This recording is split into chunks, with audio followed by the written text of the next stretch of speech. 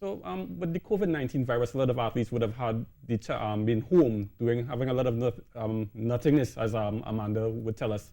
Amanda Johnson, one of the sports psychologists with the sport company, I had the opportunity to sit down with her, and she told me how did she help the athletes deal with the COVID-19 period. Okay. Yes, Amanda, sorry. My name is Amanda Johnson. I am a sports psychology consultant at the Sports Company of Trinidad and Tobago. Amanda, what are some of the concerns you would have had from athletes during this lockdown period that is unusual for them? Something that's unusual for them, I would think, is the lack of activity that's going on.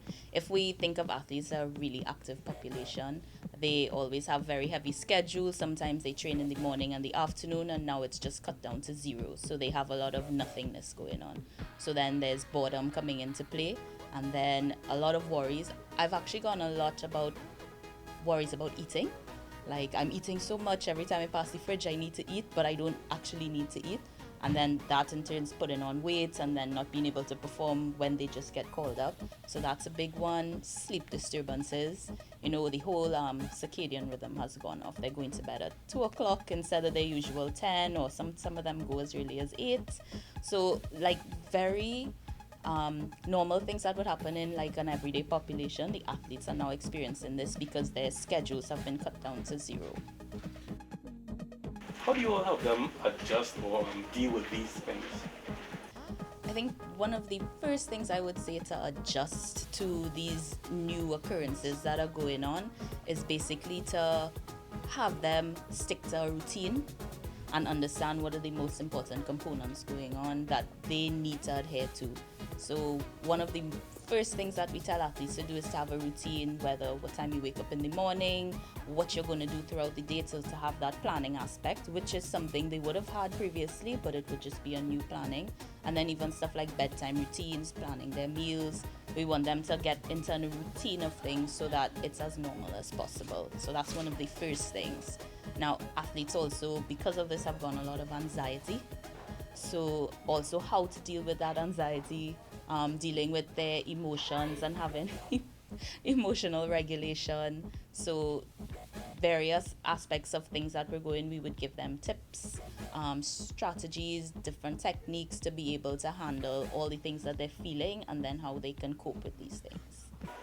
Can you tell me how difficult you think it is for them just to, I mean, even for me as a semi-professional athlete, as I would think, it has been difficult. Yes.